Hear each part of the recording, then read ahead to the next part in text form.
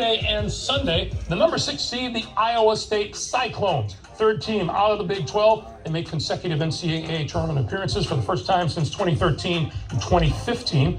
Ohio on Tuesday, March 14th. It'll be. Coach, just your first thoughts when you saw Mississippi State pop up on the screen. Excitement. We're going dancing. That was the ultimate goal that we've had since we've arrived. It's something we talked about from day one, that it wasn't about trying to build a program. It was about building a team each and every year with the goal of, playing in the NCAA tournament. And certainly back then it sounded, good, but how realistic was it for most people? Who knows? But I know the people in our room believed in it. They worked their tail off, and now they're rewarded for playing in the greatest show on earth. Go ahead, Jack. I don't know how much scouting you all have done, but I guess what are your initial impressions of Pittsburgh as a team? Done zero scouting.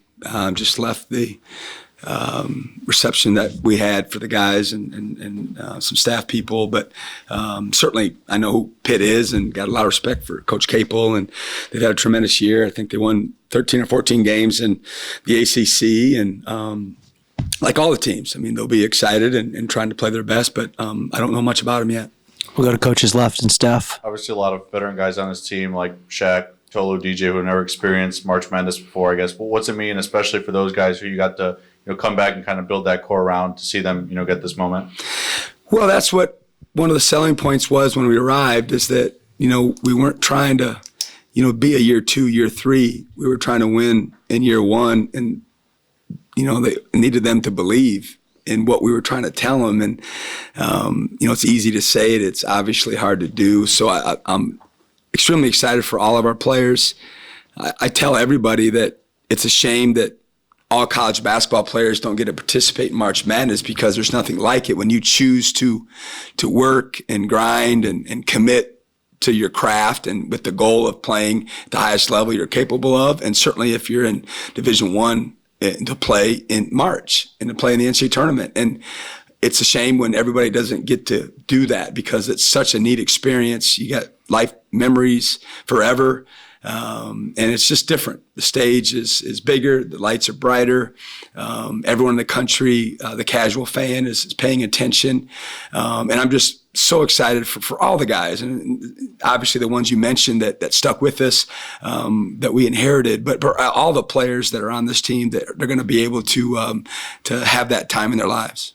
Go to Grace, front row, and then back to Paul. Kind of the opposite of that question. Will McNair is experienced in being in March Madness. Kind of how are you looking to him to lead them through an experience that most of these guys haven't had yet? I don't think I'll have to say anything to Will. Will likes to talk and fashions himself as one of the leaders. So I'm sure he'll be talking about the experience that he's had with us. And, I'm sure that'll be something that's for some of the guys that they'll lean on a little bit. What's been the schedule since y'all got back from Nashville, and what's your schedule moving forward as far as going to Dayton?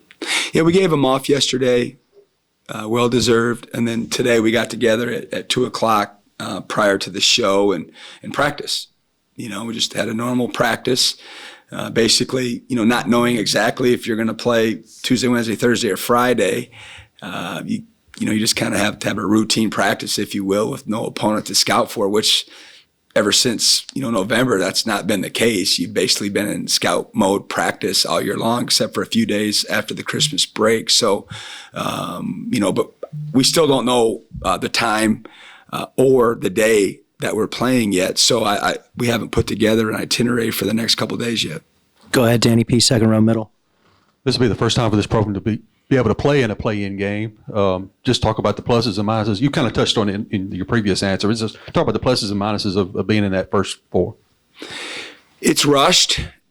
You don't have a lot of time to soak it in. You've got to get into scout mode immediately, and that's the case for everybody, though. When you get your name called, people are scurrying around and gathering as much information as you can, and it's fun to be a part of it.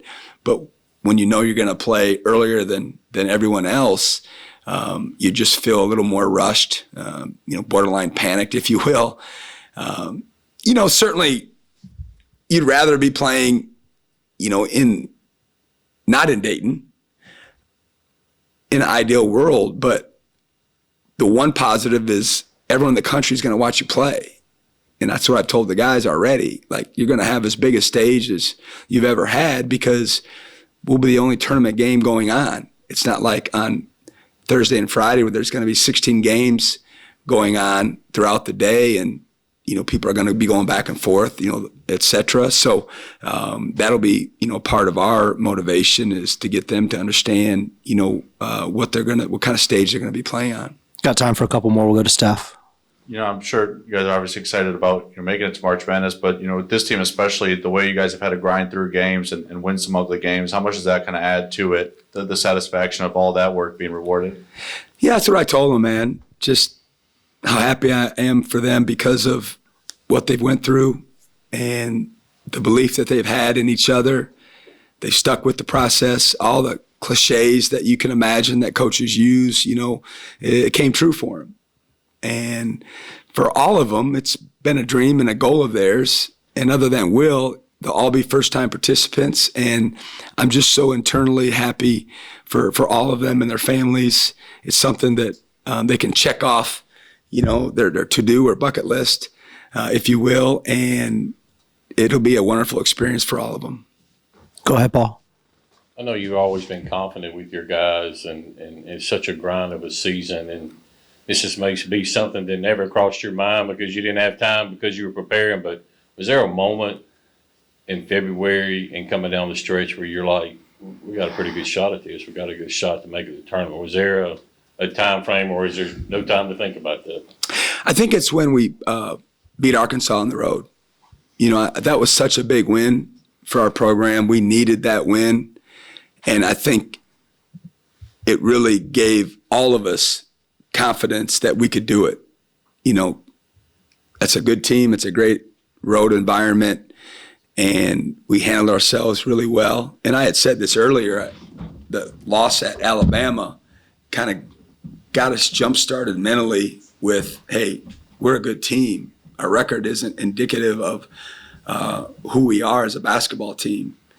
And I really believe that kind of started, but then the win at Arkansas made it reality that, hey, we're in this, and we've got plenty of opportunities left that can increase our resume.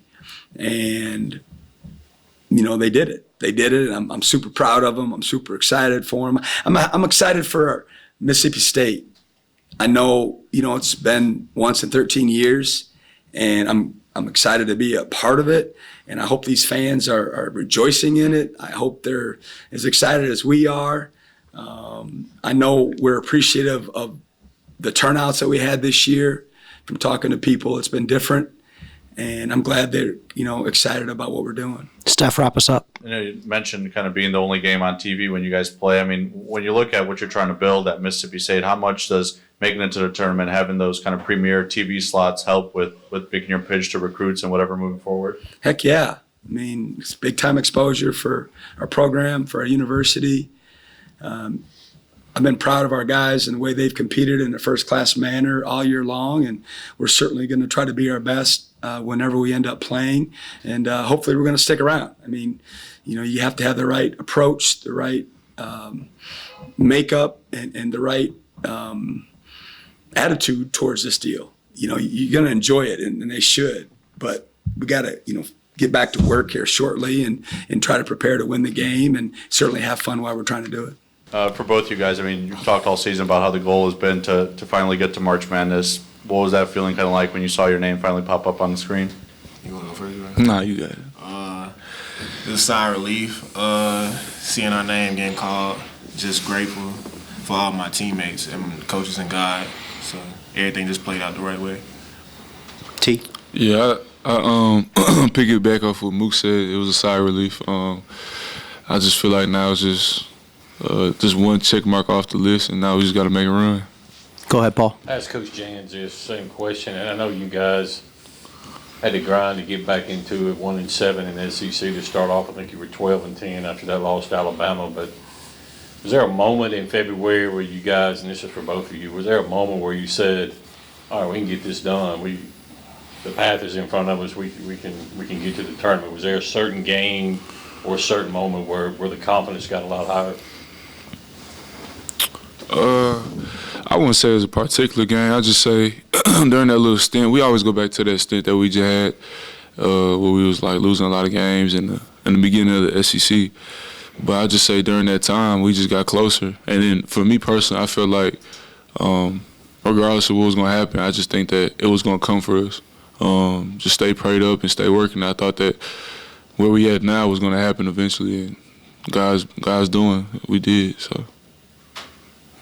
Go to Grace here in the front. Obviously, you said getting in, big sigh of relief, but you guys have a pretty quick turnaround with the playing game. What are your impressions of kind of playing in the first four and having that spotlight all to yourselves? I feel like it would have been nice to have a bye, but just grateful to still be in it. Got great coaches, so we're going to wait on them to game plan and just get ready for the pit. Tolu, I mean, you guys have been in some, games that you really had to grind out, some tough defensive battles. I guess how much does all that work, through some of those games add to the, to the side of relief, to the satisfaction of, being able to get rewarded at the end of the year? Man, it means everything. It means everything. I think we've been through a lot of ups and downs, more than most teams. We've been through all the situations, man, the tough games, the close games, the not so close games. And everything just made us a better team. I said we got a lot of experience out of this whole season. And I'm just so proud of our guys and our coaching staff overall. Danny P, second row middle. I guess for both you guys, especially for Tolu, how much are y'all going to kind of lean on Will's experience in the NCAA tournament to ask him about maybe what the experience is like for him? And Tolu, especially he comes in for you when you get foul trouble or whatever. Yeah. How he pushed you in practice this year? Man, Will's like Another coach, encyclopedia or something. He always got the fun facts and always knows everything, and not in a bad way, but in a good way. He has a lot of knowledge of the game, and like you said, he's been in the tournament, so just having that extra experience of him and coaching staff that's been in the tournament, it's really helpful for us. Or either one of y'all or both of y'all know much about Pitt so far? No, I don't think we know too much about him. I don't know him, but I know of the guy that played at Ole Miss. I think it was like a four-man, something like that. Yeah, Henson. Yeah, he used to play for Ole Miss. That's all I know. Steph. Coach Jans was talking about, when you're playing in the first four, you're the only game on TV. I guess, you guys have been recruits before. What's it like, knowing that, your program is going to be the game that everyone's watching? And I guess what would be your pitch to, recruits of why Chris Jans is the guy that can build this up a little bit? I think you already said something like that. I did say something like that. I'm gonna let you take this one. You want me to say it again? Copy paste. Yeah, it's a great feeling to have everybody watching. Why wouldn't you want everybody to watch your game, put Mississippi State on the map, show everybody what we've been working on, what we can do? And as far as the recruits, man, I had said it earlier in the interview, what he's talking about. I just feel like the guys that want to work and become better players and want the best out of themselves, Chris Jans is the guy. And I think even the coaching staff, they all want the best out of you on and off the court. But for the guys that don't want that, I don't think this is the program for you.